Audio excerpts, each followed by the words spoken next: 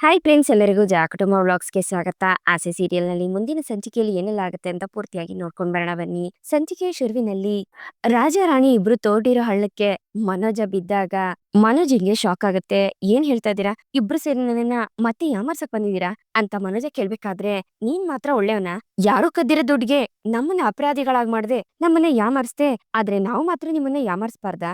ಇಷ್ಟೊತ್ತು ನೀನು ರಾಣಿ ಹತ್ರ ಏನೇನ್ ಮಾತಾಡ್ದೋ ಅದೆಲ್ಲ ಇವಾಗ ರೆಕಾರ್ಡ್ ಆಗಿದೆ ಅಂತ ರಾಜ ಹೇಳ್ಬೇಕಾದ್ರೆ, ನಾನೇನ್ ಮಾತಾಡ್ದೆ, ನಾನೇನು ಮಾತಾಡಿಲ್ವಲ್ಲ ಅಂತ ಮನೋಜ ಗಾಬರಿಯಿಂದ ಹೇಳ್ತಾನೆ. ತಪ್ಪಿಸ್ಕೊಳಕ್ ಆಗೋದಿಲ್ಲ ಮನೋಜ್, ನೀನು ನನ್ ಹೆಂಡ್ತಿನ ನನ್ ಜೊತೆ ಬಾ, ನಾನ್ ನಿನ್ನ ನೋಡ್ಕೋತೀನಿ, ದುಡ್ಡು ಕೊಡ್ತೀನಿ ಅಂತ ಎಲ್ಲ ಹೇಳಿದ್ಯಾ, ಇದ್ರಲ್ಲೇ ಗೊತ್ತಾಗೋದಿಲ್ವಾ ನಿನ್ ಬುದ್ಧಿ ಏನು ಅಂತ? ಈ ವಿಡಿಯೋ ನಮ್ಮ ಹತ್ರ ಇರೋರ್ಗು ನಾವೇನ್ ಹೇಳ್ತೀವೋ ನೀನ್ ಅದನ್ನ ಮಾಡ್ಲೇಬೇಕಾಗತ್ತೆ ಅಂತ ಹೇಳ್ಕೊಂಡು ರಾಜಾ ರಾಣಿ ಇಬ್ರು ನಗ್ಬೇಕಾದ್ರೆ, ಏನು ಇಂತ ಇಕ್ಕಟ್ಟಿನ ಪರಿಸ್ಥಿತಿನಲ್ಲಿ ಸಿಕ್ಕಾಕೊಂಡ್ಬಿಟ್ಟೆ ಅಂತ ಮನೋಜ ಟೆನ್ಷನ್ ಮಾಡ್ಕೋತಿರ್ತಾನೆ. ಪರವಾಗಿಲ್ಲ ರಾಣಿ, ನೀನು ನಾನು ಹೇಳ್ಕೊಟ್ಟಂಗೆ ಚೆನ್ನಾಗಿ ಆಕ್ಟಿಂಗ್ ಮಾಡಿದ್ಯಾ, ಹೇಳು ನಿನ್ಗೆ ಏನೇನ್ ಬೇಕು ಎಲ್ಲ ಹೇಳಿ ಇವನ ಹತ್ರ ಇಸ್ಕೊಳ್ಳೋಣ ಅಂತ ರಾಜ ಹೇಳ್ತಿರ್ತಾನೆ. ರೀ, ಕೈಯಲ್ಲಿ ಕುತ್ಕೊಂಡು ಬಟ್ಟೆನೆಲ್ಲ ಒಗ್ದು ಒಗ್ದು ಸೊಂಟ ಎಲ್ಲ ನೋವು ಬಂದಿದೆ, ಲೇಟೆಸ್ಟ್ ಆಗಿ ವಾಷಿಂಗ್ ಮಿಷಿನ್ ಬಂದಿದ್ಯಲ್ಲ ಅದ್ ನನಗ್ ಬೇಕು ಅಂತ ರಾಣಿ ಹೇಳ್ದಾಗ, ಮನೋಜ್ ನಾನ್ ಹೇಳಿದ್ದು ಕೇಳಿಸ್ತಲ್ಲ, ಇವ್ರು ಹೇಳ್ದಂಗೆ ಒಂದು ಲೇಟೆಸ್ಟ್ ಆಗಿರೋ ವಾಷಿಂಗ್ ಮಿಷಿನ್ ಬೇಕು ಅಂತ ರಾಜ ಕೇಳ್ಬೇಕಾದ್ರೆ, ಏನು ವಾಷಿಂಗ್ ಮಿಷಿನ್ ಬೇಕಾ, ಇದೆಲ್ಲ ನಿಂಗೆ ಸ್ವಲ್ಪ ಜಾಸ್ತಿ ಆಯ್ತು ಅಂತ ಅನ್ನಿಸ್ಲಿಲ್ವಾ ಅಂತ ಮನೋಜ ಕೇಳ್ಬೇಕಾದ್ರೆ, ನೀನ್ ಮಾಡ್ದಲ್ಲ ಅದಕ್ಕಿಂತ ಏನ್ ಜಾಸ್ತಿ ಏನಿಲ್ಲ, ಕೇಳಿದನ್ನ ಕೊಡ್ತೀಯಾ ಅಥವಾ ಈ ವಿಡಿಯೋನ ಎಲ್ಲಾ ಕಡೆ ವೈರಲ್ ಮಾಡೋದಾ? ಆಮೇಲೆ ಏನೋ ಹೇಳ್ತಿದ್ದೆ, ನಿನ್ ಗಂಡ ಕೆಟ್ಟವನು, ನೀನು ನನ್ ಜೊತೆ ಬಂದ್ಬಿಡು, ನಿನ್ಗೆ ಏನ್ ಬೇಕು ಎಲ್ಲಾ ಕೊಡ್ತೀನಿ ಅಂತ ಹೇಳ್ತಿದ್ದೆ, ಏನು ಈ ವಿಡಿಯೋನ ಎಲ್ರಿಗೂ ಶೇರ್ ಮಾಡ್ಲಾ ಅಂತ ರಾಜ ಹೆದರ್ಸ್ಬೇಕಾದ್ರೆ, ಬೇಡ ಬೇಡ, ಅವನ್ನ ಮತ್ತೆ ಕೆಲ್ಸಕ್ ಬಾ ಅಂತ ಹೇಳಿದಿನ ನೀನು ತಪ್ಪಾಗಿ ತಿಳ್ಕೊಂಡು ಏನೇನೋ ಮಾತಾಡ್ತಿದ್ಯಾ ಅಷ್ಟೇ ಅಂತ ಮನೋಜ ಹೇಳ್ಬೇಕಾದ್ರೆ, ನಾವು ಬದಲಾಯಿಸಿ ಹೇಳ್ತಾ ಇಲ್ಲ, ನೀನೇ ಹೇಳ್ತಾ ಇರೋದು, ಮೊದ್ಲು ಏನೋ ನಮ್ಮ ಹತ್ರ ಆಧಾರ ಇರ್ಲಿಲ್ಲ, ಆದ್ರೆ ಇವಾಗ ಪಕ್ಕ ಆಧಾರ ಇದೆ, ಅದು ವಿಡಿಯೋ ಪ್ರೂಫ್. ವಾಷಿಂಗ್ ಮಿಷಿನ್ ಯಾವಾಗ ಕೊಡ್ತೀಯಾ ಹೇಳು ಅಂತ ರಾಜ ಕೇಳ್ಬೇಕಾದ್ರೆ, ವಿಧಿ ಇಲ್ದೆ ಮನೋಜ ಇದಕ್ ಒಪ್ಕೊಂಡು ಅಲ್ಲಿರೋ ಸ್ಟಾಫ್ ನ ಕರೆದು ವಾಷಿಂಗ್ ಮಿಷಿನ್ ಕೊಡಿ ಇವ್ರಿಗೆ ಅಂತ ಹೇಳ್ತಾನೆ. ಇನ್ ಮನೆವರೆಗೂ ತಗೊಂಡ್ಬಂದು ಡೆಲಿವರಿ ಕೊಡೋ ಅವಶ್ಯಕತೆ ಇಲ್ಲ, ನಾನೇ ಗಾಡಿ ತಗೊಂಡ್ ಬಂದಿದ್ದೀನಿ, ನಾನೇ ಯಾವ್ದ್ ಬೇಕೋ ಎತ್ಕೊಂಡ್ ಹೋಗ್ತೀನಿ, ಬಾ ರಾಣಿ ಯಾವ್ದ್ ಬೇಕು ಚಾಯ್ಸ್ ಮಾಡೋಣ ಅಂತ ಹೇಳಿ ರಾಜ ರಾಣಿನ ಕರ್ಕೊಂಡು ವಾಷಿಂಗ್ ಮಿಷಿನ್ ನೋಡೋದಕ್ ಹೋದ್ರೆ, ಅಲ್ಲಿರೋ ಸ್ಟಾಫ್ ಗಳು ಮಾತಾಡ್ಕೊತಿರ್ತಾರೆ. ನಾವು ಎಕ್ಸ್ಟ್ರಾ ₹1,000 ಕೇಳಿದ್ರೇನೆ ಕೊಡೋದಿಲ್ಲ ಅಂತ ನೀವಯ್ಯ, ಈಗ ನೋಡು ಇವ್ರಿಬ್ರು ಬಂದು ವಾರ ವಾರ ಯಾವ್ದಾದ್ರು ಒಂದು ಎತ್ಕೊಂಡು ಹೋಗ್ತಾನೆ ಇರ್ತಾರೆ ಅಂತ ಸ್ಟಾಫ್ ಗಳೆಲ್ಲ ಮಾತಾಡ್ಕೊತಿರ್ತಾರೆ. ಅವ್ನ್ ಕಣ್ ಮುಂದೆನೆ ಅವ್ನ್ ಶೋರೂಮ್ ಇಂದ ಐಟಮ್ ಹೋಗ್ತಿದ್ರೆ ಮನೋಜನ್ಗೆ ತುಂಬಾ ಹೊಟ್ಟೆ ಉರಿತಾ ಇರುತ್ತೆ.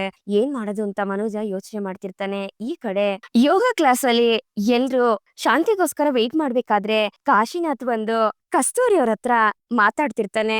ಆ ಮಾಸ್ಟರ್ ಇನ್ನು ಬಂದಿಲ್ವಾ ಅಂತ ಕಾಶಿನಾಥ್ ಕೇಳ್ಬೇಕಾದ್ರೆ, ಇಲ್ಲ ಇನ್ನು ಬಂದಿಲ್ಲ, ಬರ್ತಾರೆ ಅಂತ ಕಸ್ತೂರಿ ಹೇಳ್ತಾರೆ. ಹಾಗಿದ್ರೆ ಅಲ್ಲಿವರೆಗೂ ನೀವೇ ಯೋಗ ಹೇಳ್ಕೊಡ್ಬೋದಲ್ವಾ ಅಂತ ಕಾಶಿನಾಥ್ ಕೇಳ್ಬೇಕಾದ್ರೆ, ನನ್ಗೆ ಯೋಗ ಎಲ್ಲ ಬರೋದಿಲ್ಲ ಅಂತ ಕಸ್ತೂರಿ ಅವರು ಹೇಳ್ತಾರೆ. ಆದ್ರೂ ಕೆಲವರು ಮುಖ ನೋಡ್ತಿದ್ರೆ ಯೋಗ ಕೂಡ ಕೊಡದೇ ಇರೋಂತ ಮನಸ್ಸಿಗೆ ನೆಮ್ಮದಿನ ಅವ್ರ ಮುಖ ಕೊಡುತ್ತೆ ಅಂತ ಹೇಳ್ಕೊಂಡು ಕಾಶಿನಾಥ್ ಕಸ್ತೂರಿ ಅವ್ರ ಮುಖ ನೋಡ್ಕೊಂಡು ನಾಚ್ಕೋತಿರ್ತಾನೆ. ಆಗ ಕಸ್ತೂರಿ ಅವರು ಭಯದಿಂದ ಆಚೆಗೆ ಓಡ್ ಬರ್ಬೇಕಾದ್ರೆ, ಶಾಂತಿ ಅಷ್ಟ್ರಲ್ಲಿ ಅಲ್ಲಿಗೆ ಬರ್ತಾಳೆ. ಶಾಂತಿ, ಯಾಕೆ ಇಷ್ಟ್ ಲೇಟ್ ಮಾಡ್ದೆ, ಬೇಗ ಬರಕ್ ಆಗೋದಿಲ್ವಾ ಅಂತ ಕಸ್ತೂರಿ ಅವರು ಗಾಬರಿಯಿಂದ ಕೇಳ್ಬೇಕಾದ್ರೆ, ಯಾಕೆ ಈ ರೀತಿ ಆಡ್ತಾ ಇದ್ಯಾ, ಏನಾಯ್ತು ಅಂತ ಶಾಂತಿ ಕೇಳ್ತಾರೆ. ನೋಡೆ, ಇನ್ಮೇಲೆ ನೀನ್ ಬೇಗ ಬರ್ಬೇಕು, ಅದೇ ನನ್ಗೆ ಒಳ್ಳೇದು ಅಂತ ಕಸ್ತೂರಿ ಅವ್ರು ಹೇಳಿದಾಗ, ಸರಿ ಆಯ್ತು, ಇವಾಗ ನಾನು ಎಲ್ರ ಮುಂದೆ ಒಂದು ಮುಖ್ಯವಾಗಿರೋ ವೇಷ ಮಾತಾಡ್ತೀನಿ, ನೀನ್ ಅದನ್ನ ವಿಡಿಯೋ ತಗೋಬೇಕು ಅಂತ ಶಾಂತಿ ಹೇಳಿದಾಗ, ಹೌದಾ ಏನೇ ಮಾತಾಡ್ತೀಯಾ ಅಂತ ಕಸ್ತೂರಿ ಅವ್ರು ಕೇಳ್ತಾರೆ. ನಾನ್ ಮಾತಾಡ್ಬೇಕಾದ್ರೆ ನಿಂಗೆ ಗೊತ್ತಾಗುತ್ತೆ, ಬಾರಿ ಒಳಗಡೆ ಅಂತ ಹೇಳಿ ಶಾಂತಿ ಮನೆ ಒಳಗಡೆ ಹೋಗ್ತಾಳೆ. ಇವಳನ್ನ ನೋಡ್ತಿದ್ದಂಗೆ ಅಲ್ಲಿರೋರೆಲ್ರು ಗುಡ್ ಮಾರ್ನಿಂಗ್ ಮಾಸ್ಟರ್ ಅಂತ ಕರಿತಾ ಇರ್ತಾರೆ. ಎಲ್ರಿಗೂ ಗುಡ್ ಮಾರ್ನಿಂಗ್, ಆಕ್ಚುಲಿ ಇವತ್ ಎಲ್ರ ಹತ್ರನೂ ಒಂದ್ ಮುಖ್ಯವಾಗಿರೋ ವಿಷಯ ಮಾತಾಡ್ಬೇಕು ಅನ್ಕೊಂಡಿದೀನಿ ಅಂತ ಹೇಳ್ತಾ ಕಸ್ತೂರಿಗೆ ರೆಕಾರ್ಡ್ ಮಾಡ್ಕೊಳ್ಳೋದಕ್ಕೆ ಶಾಂತಿ ಹೇಳ್ತಾಳೆ, ಯೋಗ ಮಾಡಿದ್ರೆ ಮನ್ಸಿಗೆ ನೆಮ್ಮದಿ ಸಿಗುತ್ತೆ, ಆದ್ರೆ ಅದಕ್ಕಿಂತ ಮನ್ಸಿಗೆ ನೆಮ್ಮದಿ ಇಲ್ಲಿ ಸಿಗುತ್ತೆ ಅಂತ ನಿಮ್ಗೆ ಏನಾದ್ರು ಗೊತ್ತಾ ಅಂತ ಶಾಂತಿ ಕೇಳಿದಾಗ, ಅಲ್ಲಿರೋರೆಲ್ರು ಯಾರಿಗೂ ಗೊತ್ತಿಲ್ಲ ಅಂತ ಹೇಳ್ತಾರೆ. ಸರಿ ಸರಿ, ಎಲ್ರಿಗೂ ನಾನೇ ಹೇಳ್ತೀನಿ, ಒಂದು ಒಳ್ಳೆ ಕೆಲಸ ಮಾಡಿದ್ರೆ ಅದಕ್ಕಿಂತ ಮನ್ಸಿಗೆ ನೆಮ್ಮದಿ ಬೇರೆ ಯಾವ್ದು ಇರೋದಿಲ್ಲ. ನಾನ್ ಮಾಡಿರೋ ಒಂದ್ ವಿಷಯನ ನಾನ್ ನಿಮ್ ಹತ್ರ ಹೇಳ್ಬೇಕು ಅನ್ಕೊಂಡಿದೀನಿ. ಇವತ್ ನಾನ್ ಏನ್ ಕೆಲಸ ಮಾಡಿದೀನಿ ಗೊತ್ತಾ, ನಮ್ಮ ಮನೇಲಿ ಕ್ರಿಶ್ ಅಂತ ಒಂದು ಚಿಕ್ಕ ಹುಡುಗ ಇದ್ದ, ಅವನನ್ನ ನಾನೇ ಓದಿಸಿದ್ದು. ಅವನು ಸ್ಕೂಲಲ್ಲಿ ಗೊತ್ತಿಲ್ಲದೆ ಒಂದ್ ಸಣ್ಣ ತಪ್ಪು ಮಾಡ್ಬಿಟ್ಟ, ಅದಕ್ಕೆ ಅವನನ್ನ ಕರ್ಕೊಂಡೋಗಿ ರಿಮೈಂಡ್ ಹೋಮ್ಗೆ ಹಾಕ್ಬೇಕು ಅಂತ ಅನ್ಕೊಂಡ್ರು. ನನ್ಗೆ ಯಾಕೋ ಮನ್ಸಿಗೆ ಸಮಾಧಾನ ಆಗ್ಲಿಲ್ಲ. ಒಂದು ಚಿಕ್ಕ ಹುಡುಗ ತಪ್ಪು ಮಾಡಿದಾನೆ ಅಂತಂದ್ರೆ ಆ ಹುಡುಗನ್ನ ಸರಿ ದಾರಿ ತರೋದಕ್ಕೆ ನೋಡ್ಬೇಕು, ಅದನ್ ಬಿಟ್ಟು ಅವನನ್ನ ರಿಮೈಂಡ್ ಹೋಮ್ಗೆ ಹಾಕೋದು ತಪ್ಪಲ್ವಾ? ನನ್ ಮನ್ಸಿಗೆ ತುಂಬಾ ನೋವಾಯ್ತು. ಅವನು ನಮ್ಮನೆ ಹುಡುಗ ಅಲ್ಲ ಅಂತ ಸುಮ್ನೆ ಬಿಡೋದಕ್ಕಾಗ್ದೆ ನನ್ ಮನ್ಸಿಗೆ ಅದನ್ನ ತಡ್ಕೊಳಕ್ ಆಗ್ಲೇ ಇಲ್ಲ. ಕರುಳು ಚುರ್ರ ಅಂತಿತ್ತು. ಇಷ್ಟು ಚಿಕ್ಕ ವಯಸ್ಸಿಗೆ ಆ ಹುಡುಗ ಅಂತ ಜಾಗಕ್ಕೆ ಹೋದ ಅಂತಂದ್ರೆ ಅವ್ನ್ ಜೀವನ ಏನಾಗ್ಬೇಕು, ಅವ್ನ್ ಭವಿಷ್ಯ ಏನಾಗ್ಬೇಕು, ಇದನ್ನ ಹೇಗಾದ್ರೂ ಮಾಡಿ ತಡಿಬೇಕು ಅಂತ ನಾನ್ ಮನ್ಸ್ ಮಾಡ್ದೆ. ಅದಕ್ಕೆ ನಾನ್ ಏನ್ ಮಾಡ್ದೆ ಗೊತ್ತಾ ಅಂತ ಶಾಂತಿ ಹೇಳ್ಬೇಕಾದ್ರೆ, ಯಪ್ಪ ಯಪ್ಪ ಯಪ್ಪ ಎಂತ ಸುಳ್ಳು ಹೇಳ್ತಿದ್ದಾಳು ಇವಳು ಅಂತ ಕಸ್ತೂರಿ ಅವರು ಶಾಂತಿನೇ ನೋಡ್ತಿರ್ತಾರೆ. ನನ್ ಎರಡನೇ ಮಗ ಸೂರ್ಯನ ನನ್ಗೆ ಸಹಾಯ ಆಗ್ಲಿ ಅಂತ ಅವನನ್ನ ಜೊತೆ ಕರ್ಕೊಂಡು ಕ್ರಿಸ್ ಸ್ಕೂಲ್ಗೆ ಹೋಗಿದ್ದೆ. ಅವನನ್ನ ರಿಮೈಂಡ್ ಹೋಮ್ಗೆ ಹಾಕಿಸ್ಬೇಕು ಅಂತ ಹೇಳಿದವ್ರ ಹತ್ರ ನಾನು ತುಂಬಾ ಬೇಡ್ಕೊಂಡೆ. ಅವ್ರಿಗೆ ಇದ್ರ ಬಗ್ಗೆ ಎಲ್ಲ ಒಳ್ಳೆ ವಿಷಯನೆಲ್ಲ ಅವ್ರಿಗೆ ಅರ್ಥ ಮಾಡಿಸಿ, ಆ ಹುಡುಗನ್ ಭವಿಷ್ಯ ಹಾಳಾಗ್ಬಾರ್ದು ಅಂತ ಹೇಳಿ ಅವ್ರ ಹತ್ರ ಮಾತಾಡಿ ಅವ್ರ ಮನ್ಸನ್ನ ಬದಲಾಯಿಸಿ ಆ ಹುಡುಗನ್ನ ರಿಮೈಂಡ್ ಹೋಮ್ಗೆ ಕಳಿಸ್ತಾ ಇರೋ ರೀತಿ ನಾನ್ ನೋಡ್ಕೊಂಡೆ ಅಂತ ಶಾಂತಿ ಹೇಳ್ಬೇಕಾದ್ರೆ, ಇದ್ಯಾಕೋ ತುಂಬಾ ಜಾಸ್ತಿ ಆಯ್ತಲ್ಲ ಅಂತ ಕಸ್ತೂರಿ ಅವರು ಶಾಂತಿನೇ ನೋಡ್ತಿರ್ತಾರೆ. ಆದ್ರೆ ಸ್ಟೂಡೆಂಟ್ ಗಳೆಲ್ಲ ಎಂತ ಒಳ್ಳೆ ಕೆಲಸ ಮಾಡಿದಾರೆ ಮಾಸ್ಟರ್ ಅಂತ ಮಾತಾಡ್ಕೊತಿರ್ತಾರೆ. ಚಿಕ್ಕ ಹುಡ್ಗ ಕೆಲ್ಸ ಆ ರೀತಿ ಮಾಡ್ದ ಅಂತ ಹೇಳಿ ಅಂತ ಜಾಗಕ್ಕೆಲ್ಲ ಆ ಮಕ್ಳನ್ನ ಕಳಿಸ್ಬಾರ್ದು. ಯಾರು ಹುಟ್ಟಬೇಕಾದ್ರಿಂದಾನೇ ಕೆಟ್ಟವರಾಗಿ ಹುಟ್ಟೋದಿಲ್ಲ, ಪರಿಸ್ಥಿತಿಗ್ ತಕ್ಕಂತೆ ಅವರು ಬದ್ಲಾಗಿರ್ತಾರಷ್ಟೇ. ಚಿಕ್ಕ ಮಕ್ಳು ಅಂದ್ಮೇಲೆ ಇಂಥದೆಲ್ಲ ಸಾಮಾನ್ಯ. ಆದ್ರೆ ಅದನ್ನ ಸರಿಯಾದ ರೀತಿಲಿ ನಡ್ಸ್ಕೊಂಡು ಅವ್ರಿಗೆ ಬುದ್ಧಿವಾದ ಹೇಳೋಂತವ್ರು ಯಾರಾದ್ರೂ ಇದ್ರೆ ಅವ್ರು ಖಂಡಿತ ಒಳ್ಳೆಯವ್ರಾಗ್ತಾರೆ. ಯಾವ ಮಕ್ಳು ಸಹ ಭವಿಷ್ಯದಲ್ಲಿ ಕಳ್ಳನೋ ಕೊಲೆಗಾರನೋ ಆಗೋದಿಲ್ಲ.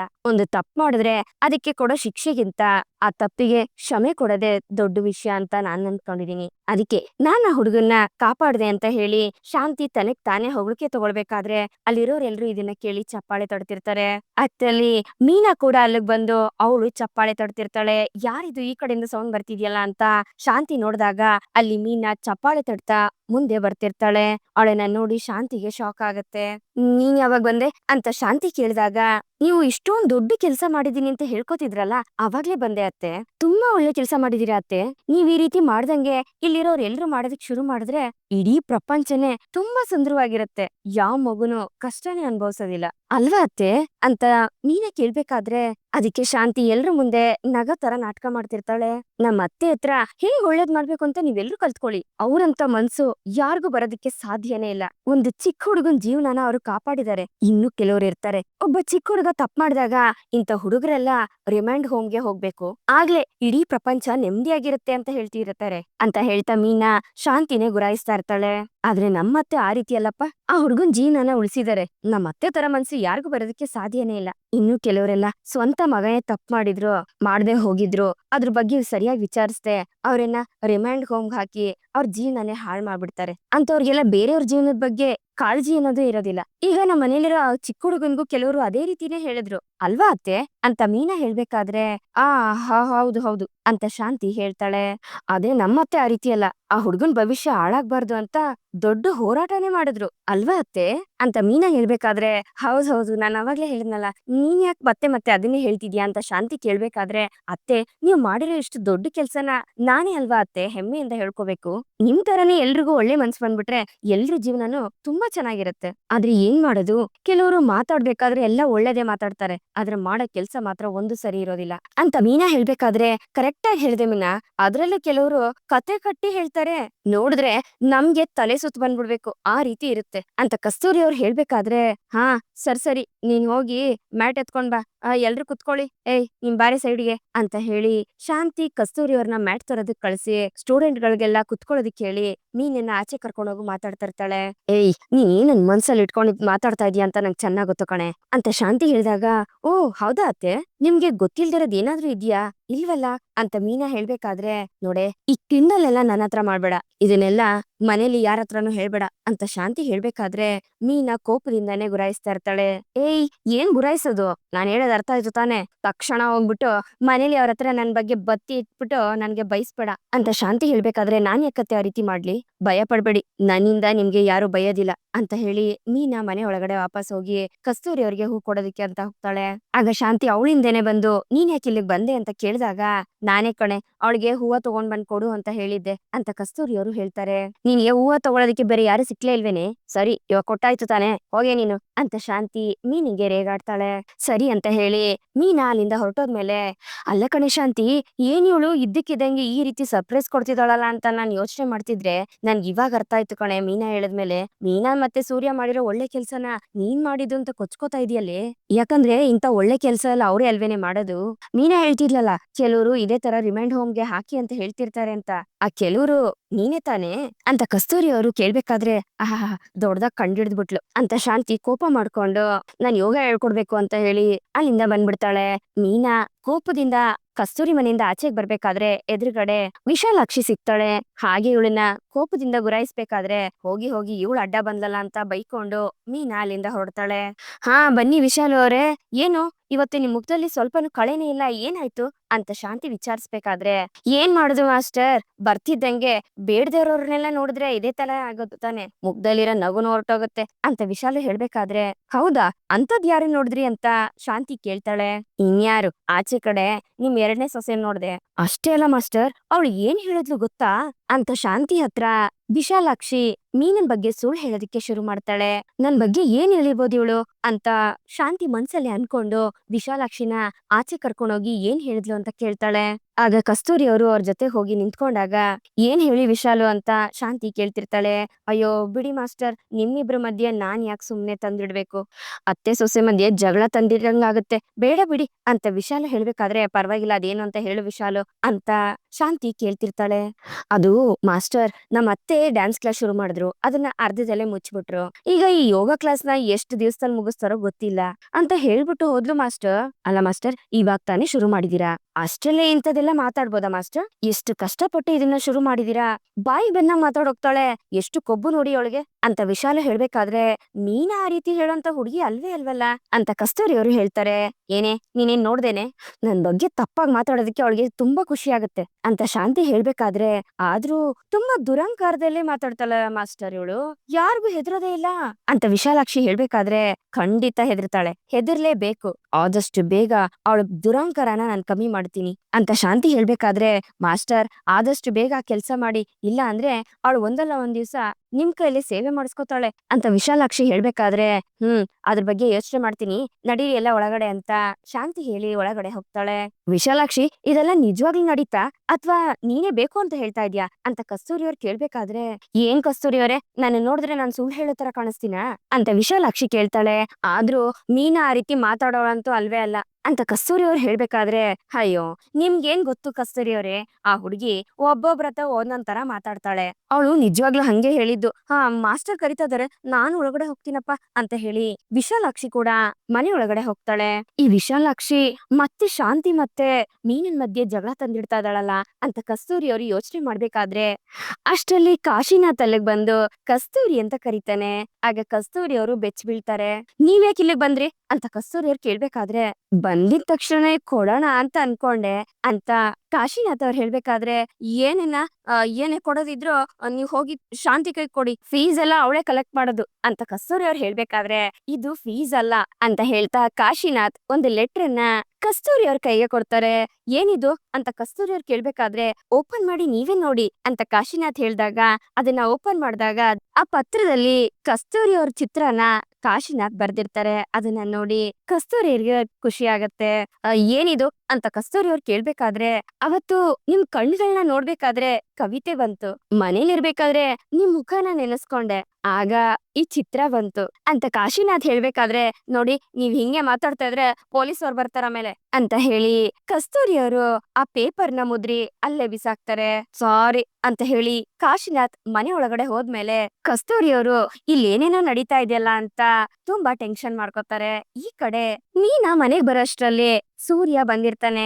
ರೀ, ನಾನು ನಿಮ್ ಹತ್ರ ಒಂದ್ ವಿಷಯ ಹೇಳ್ತೀನಿ, ಆದ್ರೆ ನೀವು ಈ ವಿಷಯನ ಯಾರಿಗೂ ಹೇಳ್ಬಾರ್ದು, ಮಾವಂಗೂ ಹೇಳ್ಬಾರ್ದು ಅಂತ ಹೇಳ್ಬೇಕಾದ್ರೆ, ಏನೇ ನೀನು ಏನ್ ಅಷ್ಟೊಂದ್ ಸೀರಿಯಸ್ ವಿಷಯನ ಅಪ್ಪಯ್ಯಂಗೂ ಹೇಳ್ದಿರಂತದ್ದು, ನಾನ್ ಅಪ್ಪಯ್ಯಂಗ್ ಹೇಳ್ದಿರ ಯಾವ ವಿಷಯನೂ ಮುಚ್ಚಿಡಲ್ಲಪ್ಪ ಅಂತ ಸೂರ್ಯ ಹೇಳ್ಬೇಕಾದ್ರೆ, ನೋಡಿ ನೀವು ಈ ವಿಷಯನ ಮಾವನ ಹತ್ರ ಹೇಳಲ್ಲ ಅಂದ್ರೆ ಮಾತ್ರ ನಾನ್ ನಿಮ್ ಹತ್ರ ಹೇಳೋದು ಅಂತ ಮೀನಾ ಹೇಳ್ತಾಳೆ. ಸರಿ ಆಯ್ತು, ಅದೇನು ಅಂತ ಹೇಳು, ನಾನ್ ಅಪ್ಪಯ್ಯನ ಹತ್ರ ಹೇಳಲ್ಲ ಅಂತ ಸೂರ್ಯ ಮೀನನ ಹತ್ರ ಹೇಳ್ತಾನೆ. ಆಗ ಮೀನಾ ಶಾಂತಿ ಯೋಗ ಕ್ಲಾಸ್ ಅಲ್ಲಿ ಅಲ್ಲಿದ್ದ ಸ್ಟೂಡೆಂಟ್ ಗಳ ಮುಂದೆ ಎಲ್ಲ ಹೇಳಿದ ವಿಷಯನ ಮೀನಾ ಸೂರ್ಯನ ಹತ್ರ ಹೇಳ್ತಾಳೆ. ಅದನ್ನ ಕೇಳಿ ಸೂರ್ಯನ್ಗೆ ಶಾಕ್ ಆಗತ್ತೆ. ಅಲ್ಲ ಮೀನಾ, ಇವ್ರು ಏನ್ ಮಾಡ್ತಾ ಇದಾರೆ ಅಂತ ನನ್ಗೆ ಒಂದು ಅರ್ಥ ಆಗ್ತಿಲ್ವಲ್ಲ ಅಂತ ಸೂರ್ಯ ಕೇಳ್ಬೇಕಾದ್ರೆ, ನನ್ಗೂ ಅಷ್ಟೇ ರೀ, ಇದನ್ನೆಲ್ಲ ಕೇಳಿ ಶಾಕ್ ಆಯ್ತು ಅಂತ ಮೀನಾ ಹೇಳ್ಬೇಕಾದ್ರೆ, ಅಲ್ಲಮ್ಮ ಮೀನಾ, ಇದನ್ನೆಲ್ಲ ನೀನ್ ನೋಡ್ಕೊಂಡು ಹಂಗೆ ಸುಮ್ನೆ ಬಂದ, ನನಗೆ ಆಶ್ಚರ್ಯ ಆಗ್ತಿದೆ ಅಂತ ಸೂರ್ಯ ಕೇಳ್ಬೇಕಾದ್ರೆ, ರೀ ನಾನ್ ಸುಮ್ನೆ ಬರ್ತೀನ, ನಾನು ಮಾತಾಡೋಣ ಅಂತ ಅಂದ್ಕೊಂಡೆ, ಆದ್ರೆ ಏನ್ ಮಾಡೋದು, ಡೈರೆಕ್ಟ್ ಆಗಿ ಮಾತಾಡಕ್ ಆಗಲ್ಲ ಅಂತ ಇಂಡೈರೆಕ್ಟ್ ಆಗಿ ಅವ್ರಿಗೆ ಅರ್ಥ ಆಗೋ ರೀತಿನೇ ಮಾತಾಡ್ದೆ ಅಂತ ಮೀನಾ ಹೇಳ್ಬೇಕಾದ್ರೆ, ಹೌದೌದು, ತಾವು ಸಕ್ರೆ ಹತ್ರ ಹೆಂಗ್ ಮಾತಾಡ್ತೀರಾ ಅಂತ ನನಗ್ ಗೊತ್ತಿಲ್ವಾ ಅಂತ ಸೂರ್ಯ ಹೇಳ್ತಾನೆ. ರೀ, ನಾನು ಅತ್ತೆಗೆ ಮರ್ಯಾದೆ ಕೊಡ್ತೀನಿ, ಅದು ನಿಜ, ಆದ್ರೆ ನಿಮ್ ಬಗ್ಗೆ ಮಾತಾಡ್ಬೇಕಾದ್ರೆ ನಾನ್ ನೋಡ್ಕೊಂಡು ಸುಮ್ನೆ ಇರ್ತೀನಿ ಅಂತ ಅನ್ಕೋಬೇಡಿ. ಆದ್ರೂ ನೀವು ಮಾಡಿರೋ ಒಳ್ಳೆ ಕೆಲ್ಸನ ತಾನ್ ಮಾಡಿದೀನಿ ಅಂತ ಎಲ್ರು ಮುಂದೆ ಕೊಚ್ಕೋತಾ ಇದ್ರು, ಅದಕ್ಕೆ ಅವ್ರಿಗೆ ಸರಿಯಾಗಿ ಕ್ಲಾಸ್ ತಗೊಂಡೆ ಅಂತ ಮೀನಾ ಹೇಳ್ಬೇಕಾದ್ರೆ, ಆದ್ರೂ ಮೀನಮ್ಮ, ಈ ಸಕ್ಕರೆ ಯಾಕೆ ಈ ರೀತಿ ಅವತಾರ ಆಡ್ತಾ ಇದೆ ಇತ್ತೀಚೆಗೆ, ನನ್ಗೊಂದು ಅರ್ಥ ಆಗ್ತಿಲ್ವಲ್ಲ. ಈ ಅನ್ನದಾನ, ಗಿಡ ನೆಡೋದು, ನೀನ್ ಹತ್ರ ಪ್ರೀತಿಯಿಂದ ನಡ್ಕೊಳ್ಳೋದು, ಕೃಷ್ಣ ಪ್ರೀತಿಯಿಂದ ಮಾತಾಡ್ಸೋದು, ಅದು ಇದು ಅಂತ ಏನೇನೋ ಮಾಡ್ತಾ ಇದಾರೆ, ನನ್ಗೇನು ಅರ್ಥ ಆಗ್ತಿಲ್ಲ ಅಂತ ಸೂರ್ಯ ಯೋಚನೆ ಮಾಡ್ತಿರ್ತಾನೆ. ನನಗೂ ಏನು ಅರ್ಥ ಆಗ್ತಿಲ್ಲ ರೀ, ಒಂದೊಂದ್ ಸೆಕೆಂಡ್ಗೂ ಅವ್ರು ಬದ್ಲಾಗ್ತಿರ್ತಾರೆ ಅಂತ ಮೀನಾ ಹೇಳ್ಬೇಕಾದ್ರೆ, ಇವ್ರು ಏನೋ ದೊಡ್ಡ ಪ್ಲಾನ್ ಮಾಡ್ಕೊಂಡಿದ್ದಾರೆ ಮೀನಾ, ಅದೇನು ಅಂತ ಅರ್ಥ ಆಗ್ತಿಲ್ಲ. ಈ ಮೈಕು ಆನ್ಲೈನ್ ಅಲ್ಲಿ ವಿಡಿಯೋಗಳನ್ನ ಶೇರ್ ಮಾಡೋದಕ್ಕೆ ಅಂತ ನಮ್ಗಳ ವಿಡಿಯೋ ಎಲ್ಲ ಮಾಡ್ಕೊಳ್ತಿರುತ್ತೆ, ಆದ್ರೆ ಈ ಸಕ್ರೆ ಯಾಕೆ ವಿಡಿಯೋ ಮಾಡಿಸ್ಕೋತಾ ಇದಾರೆ ಅಂತ ಅರ್ಥ ಆಗ್ತಿಲ್ವಲ್ಲ. ಅದಕ್ಕೋಸ್ಕರ ಅಂತ ಕಸ್ತೂರಿ ಆಂಟಿನ ಜೊತೆಲೆ ಕರ್ಕೊಂಡ್ ತಿರ್ಗಾಡ್ತಾರೆ ಅಂತ ಸೂರ್ಯ ಹೇಳ್ಬೇಕಾದ್ರೆ, ಹೌದು ರೀ, ಅಲ್ಲಿ ಮಾತಾಡ್ಬೇಕಾದ್ರೂ ಕಸ್ತೂರಿ ಆಂಟಿ ವಿಡಿಯೋ ಮಾಡ್ಕೋತಾ ಇದ್ರು ಅಂತ ಮೀನಾ ಹೇಳ್ಬೇಕಾದ್ರೆ, ಸೂರ್ಯ ಹೇಗಾದ್ರೂ ಮಾಡಿ ಇದನ್ನ ಕಂಡು ಹಿಡಿಲೇಬೇಕು ಅಂತ ಯೋಚನೆ ಮಾಡ್ತಿರ್ತಾನೆ. ಅಷ್ಟರಲ್ಲಿ ಮೀನಿಂಗೆ ಕುಸುಮ ಅವರು ಕಾಲ್ ಮಾಡ್ತಾರೆ. ಹೇಳಮ್ಮ ಅಂತ ಮೀನಾ ಹೇಳ್ಬೇಕಾದ್ರೆ, ಮೀನಾ ಬೇಗ ಬಾರಮ್ಮ, ಕ್ರಿಶ್ ಅಜ್ಜಿ ಬಂದು ಇಲ್ಲಿ ತುಂಬಾ ಗಲಾಟೆ ಮಾಡ್ತಿದ್ದಾರೆ, ತಕ್ಷಣ ಅವನನ್ನ ನಮ್ ಜೊತೆ ಕಳಿಸಿ ಅಂತ ಹಠ ಮಾಡ್ತಿದ್ದಾರಮ್ಮ ಅಂತ ಕುಸುಮ ಅವರು ಮೀನಿಂಗೆ ಕಾಲ್ ಮಾಡಿ ಹೇಳಿರ್ತಾರೆ. ಇದನ್ನ ಕೇಳಿ ಮೀನಿಂಗೆ ಗಾಬರಿಯಾಗಿ ಸೂರ್ಯನ ಕರ್ಕೊಂಡು ಕುಸುಮ ಅವ್ರ ಮನೆಗೆ ಹೋಗ್ತಾಳೆ. ಈ ಕಡೆ ಮೀನಾ ಸೂರ್ಯ ಇಬ್ರು ಮನೆಗ್ ಬರೋ ಅಷ್ಟ್ರಲ್ಲಿ ಕುಸುಮ ಅವ್ರ ಜೊತೆ ಪ್ರಮೀಳ್ ಅವರು ತುಂಬಾ ಗಲಾಟೆ ಮಾಡ್ತಿರ್ತಾರೆ. ಕ್ರಿಶ್ ನನ್ ಮೊಮ್ಮಗ, ಅವನನ್ನ ನಾನ್ ಕರ್ಕೊಂಡ್ ಹೋಗ್ಬೇಕು, ಅದಕ್ಕೆ ನೀವು ಯಾರ್ಯಾರೋ ಬರ್ಲಿ ಅಂತ ಕಾಯ್ತಾ ಇದ್ರೆ ನಾನು ಅದಕ್ಕೆ ಸುಮ್ನೆ ಇರೋದಿಲ್ಲ, ನಾನ್ ಯಾಕೆ ಅವ್ರ ಪರ್ಮಿಷನ್ ತಗೋಬೇಕು ಅಂತ ಎಲ್ಲ ಪ್ರಮೀಳ್ ಅವರು ಗಲಾಟೆ ಮಾಡ್ತಿರ್ತಾರೆ. ಅಷ್ಟ್ರಲ್ಲಿ ಮೀನಾ ಸೂರ್ಯ ಬಂದು ಅವ್ರ ಹತ್ರ ನಿಧಾನವಾಗಿ ಮಾತಾಡ್ಬೇಕಾದ್ರೆ, ಪ್ರಮೀಳ್ ಅವ್ರ ಮಾತ್ರ ಕೋಪದಲ್ಲೇ ಮಾತಾಡ್ತಿರ್ತಾರೆ. ಅಮ್ಮ ಹೇಗಿದ್ದೀರಾ, ಇಷ್ಟ ದಿವಸ ಎಲ್ ಹೋಗಿದ್ರಿ ಅಂತ ಸೂರ್ಯ ಕೇಳ್ಬೇಕಾದ್ರೆ, ಅದೆಲ್ಲ ಆಮೇಲೆ ಇರ್ಲಿ, ನೀವ್ ಯಾಕೆ ಕೃಷ್ಣ ಕರ್ಕೊಂಡ್ ಬಂದು ನಿಮ್ ಮನೇಲಿ ಇಟ್ಕೊಂಡಿದೀರಾ, ಅವನನ್ನ ನನ್ ಜೊತೆ ಕಳ್ಸಿ, ಎಲ್ಲಿ ಅವನು ಅಂತ ಪ್ರಮೀಳ್ ಅವರು ಕಿರ್ಚಾಡ್ತಿರ್ತಾರೆ. ಅಮ್ಮ ಸಮಾಧಾನ ಕಣಮ್ಮ, ಯಾಕೆ ಈ ರೀತಿ ಕಿರ್ಚಾಡ್ತಾ ಇದ್ದೀರಾ, ಸ್ವಲ್ಪ ಸಮಾಧಾನವಾಗಿ ಮಾತಾಡಿ ಅಂತ ಸೂರ್ಯ ಕೇಳ್ಬೇಕಾದ್ರೆ, ಹೇಗಪ್ಪ ನಾನ್ ಸುಮ್ನೆ ಇರ್ಲಿ, ನನ್ ಮೊಮ್ಮಗನ ನಾನ್ ಕರ್ಕೊಂಡ್ ಹೋಗೋದಕ್ಕೆ ನೀವ್ ಹೇಗ್ ಬಿಡ್ತಾ ಇಲ್ಲ, ಅವನೇನು ನಿಮ್ಮನೆ ಹುಡುಗನ, ಅವನನ್ನ ಕರ್ಕೊಂಡ್ ಹೋಗೋದಕ್ಕೆ ನಾನು ನಿಮ್ ಪರ್ಮಿಷನ್ ತಗೋಬೇಕಾ ಅಂತ ಪ್ರಮೀಳ್ ಅವರು ರೇಗಾಡ್ಬೇಕಾದ್ರೆ, ಅಮ್ಮ ನಿಮ್ಮನ್ನ ನಮ್ಗೆ ಅರ್ಥ ಮಾಡ್ಕೊಳ್ಳೋದಕ್ಕೆ ಆಗ್ತಾ ಇಲ್ಲ, ಯಾಕೆ ಈ ರೀತಿ ಎಲ್ಲ ಮಾತಾಡ್ತಾ ಇದ್ದೀರಾ, ನೀವು ಈ ತರ ಮಾತಾಡೋರೇ ಅಲ್ಲ ಅಂತ ಮೀನಾ ಹೇಳ್ಬೇಕಾದ್ರೆ, ಬೇರೆ ಹೆಂಗಮ್ಮ ಮಾತಾಡ್ಬೇಕು ನಾನು, ನಿಮ್ ಪಾಡಿ ನೀವು ನನ್ ಮೊಮ್ಮಗನ ನಿಮ್ಮನೆ ಕರ್ಕೊಂಡ್ ಬಂದ್ ಇಟ್ಕೊಂಡ್ಬಿಟ್ರೆ ಈಗ ನನ್ ಮಗಳು ನನಗೆ ಬೈತಾ ಇದ್ದಾಳೆ ಅಂತ ಪ್ರಮೀಳ್ ಅವ್ರು ಹೇಳ್ಬೇಕಾದ್ರೆ, ಏನು ಕ್ರಿಶ್ ಅಮ್ಮ ನಿಮಗ್ ಬೈತಾ ಇದಾರ, ಮೊದ್ಲು ಅವ್ರು ಎಲ್ಲಿದ್ದಾರೆ ಹೇಳಿ ಅಂತ ಮೀನಾ ಕೇಳಿದಾಗ, ನೋಡಮ್ಮ ಅದೆಲ್ಲ ನಿಮಗ್ ಬೇಕಾಗಿಲ್ಲ, ನನ್ ಕ್ರಿಶ್ ಬೇಕು, ನನ್ ಜೊತೆ ಕಳಿಸಿ ಅಂತ ಪ್ರಮೀಳ್ ಅವರು ಜೋರಾಗಿ ಕಿರ್ಚಾಡ್ತಿರ್ತಾರೆ. ಅಮ್ಮ ಸ್ವಲ್ಪ ಸಮಾಧಾನವಾಗಿರಿ, ಅವತ್ತು ಆಸ್ಪತ್ರೆಯಲ್ಲಿ ನೀವು ಹೇಳ್ದೆ ಕೇಳದೆ ಅಲ್ಲಿಂದ ಹೊರಟೋಗ್ಬಿಟ್ರಿ, ನಿಮ್ಮನ್ನ ಎಲ್ಲೆಲ್ಲಿ ಹುಡ್ಕುದ್ವಿ ಗೊತ್ತಾ ನಾವು ಅಂತ ಸೂರ್ಯ ಕೇಳ್ಬೇಕಾದ್ರೆ, ಅವತ್ತು ನನ್ ಪರಿಸ್ಥಿತಿ ಆ ರೀತಿ ಇತ್ತಪ್ಪ, ಬೇರೆ ದಾರಿ ಇರ್ಲಿಲ್ಲ, ಇವಾಗ ನನ್ ಮಗಳು ಅವನನ್ನ ಸ್ಕೂಲ್ಗೆ ಸೇರಿಸಿ ಅವನನ್ನ ನೋಡ್ಕೋತಾ ಇದ್ದಾಳ್ತಾನೆ, ಅದನ್ನ ಹಂಗೆ ಬಿಡ್ಬೇಕಾಗಿತ್ತು ಅಂತ ಪ್ರಮೀಳ್ ಅವ್ರು ಹೇಳಿದಾಗ, ಎಲ್ಲ ಸರಿ ಇದ್ದಿದ್ರೆ ನಾವ್ಯಾಕಮ್ಮ ಅವನನ್ನ ಕರ್ಕೊಂಡ್ ಬರ್ತಾ ಇದ್ವಿ, ಅಲ್ಲಮ್ಮ ಸ್ವಂತ ಮೊಮ್ಮಗನ್ನ ಬಿಟ್ಬಿಟ್ಟು ಹೋಗೋ ಅಂತ ಪರಿಸ್ಥಿತಿ ಏನ್ ಬಂದಿತ್ತು ನಿಮ್ಗೆ, ಆಲ್ರೆಡಿ ಅವ್ರ ಅಮ್ಮ ಅವನನ್ನ ಬಿಟ್ಟು ಎಲ್ಲೋ ಹೊರಟೋದ್ಲು, ಈಗ ನೀವು ಬಿಟ್ಟು ಹೋದ್ರೆ ಆ ಹುಡುಗನ್ ಪರಿಸ್ಥಿತಿ ಏನಾಗುತ್ತೆ ಅಂತ ನೀವ್ ಯೋಚನೆ ಮಾಡಿದ್ರಾ ಅಂತ ಸೂರ್ಯನು ವಾಯ್ಸ್ ರೈಸ್ ಮಾಡಿ ಮಾತಾಡ್ಬೇಕಾದ್ರೆ, ಅಳಿಯಂದ್ರೆ ಸ್ವಲ್ಪ ಸಮಾಧಾನವಾಗಿ ಮಾತಾಡಿ, ಅವ್ರಿಗೂ ಗಾಬರಿ ಆಗತ್ತೆ ಅಂತ ಕುಸುಮ ಅವ್ರು ಹೇಳ್ತಿರ್ತಾರೆ.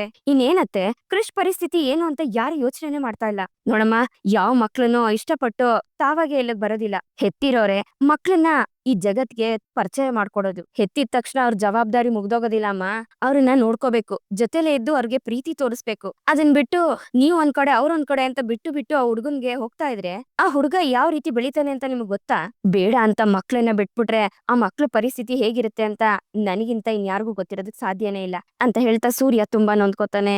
ರೀ ಸಮಾಧಾನ ಮಾಡ್ಕೊಳ್ಳಿ, ಮಾತಾಡೋಣ ಅಂತ ಹೇಳಿ ಮೀನಾ ಪ್ರಮೀಳ್ ಅವ್ರಿಗೆ ಕುತ್ಕೊಳ್ಳಿ ಮಾತಾಡೋಣ ಅಂತ ಹೇಳ್ತಾಳೆ. ನೋಡಮ್ಮ ನಾನು ಇಲ್ಲಿ ಕುತ್ಕೊಂಡು ಮಾತಾಡಕ್ ಬಂದಿಲ್ಲ, ನನ್ಗೆ ನನ್ ಮೊಮ್ಮಗ ಬೇಕು, ನನ್ ಜೊತೆ ಕಳಿಸ್ಕೊಡಿ, ನಾನು ಎಷ್ಟ್ ಕೇಳಿದ್ರೆ ನಿಮ್ಮ ಅಮ್ಮ ಉತ್ತರನೇ ಕೊಡ್ತಿಲ್ಲ ಅಂತ ಪ್ರಮೀಳ್ ಅವ್ರು ಹೇಳ್ಬೇಕಾದ್ರೆ, ಕೆಳಗಡೆ ಆಂಟಿ ಮನೇಲಿ ಆಟಾಡ್ತಾ ಇದ್ದಾನೆ, ಮಂಜನ್ ಕಳ್ಸಿ ಅವನ್ನ ಕರ್ಕೊಂಡ್ ಬರೋದಕ್ಕೆ ಹೇಳಿದೀನಿ ಅಂತ ಕುಸುಮ ಅವ್ರು ಹೇಳ್ಬೇಕಾದ್ರೆ, ಅಷ್ಟ್ರಲ್ಲಿ ಮಂಜ ಕೃಷ್ಣ ಕರ್ಕೊಂಡು ಅಲ್ಲಿಗ್ ಬರ್ತಾನೆ. ಕ್ರಿಶ್ ಪ್ರಮೀಳ್ ಅವ್ರನ್ನ ನೋಡ್ತಿದ್ದಂಗೆ ಅಜ್ಜಿ ಅಂತ ಓಡ್ ಬಂದು ಅವ್ರನ್ನ ತಬ್ಕೊಂಡು, ಎಲ್ಲೋಗಿದ್ದೆ ಅಜ್ಜಿ ಅಂತೆಲ್ಲ ಕೇಳ್ತಿರ್ತಾನೆ. ನಾನ್ ಇನ್ಮೇಲೆ ಎಲ್ಲೂ ಹೋಗೋದಿಲ್ಲಪ್ಪ, ನೀನ್ ಬಿಟ್ಟು ನಾನು ಎಲ್ಲೂ ಹೋಗೋದಿಲ್ಲ ಅಂತ ಹೇಳ್ತಾ ಪ್ರಮೀಳ್ ಅವರು ಕಣ್ಣೀರ್ ಹಾಕ್ತಾ ಕೃಷ್ಣ ಮುದ್ದಾಡ್ತಿರ್ತಾರೆ.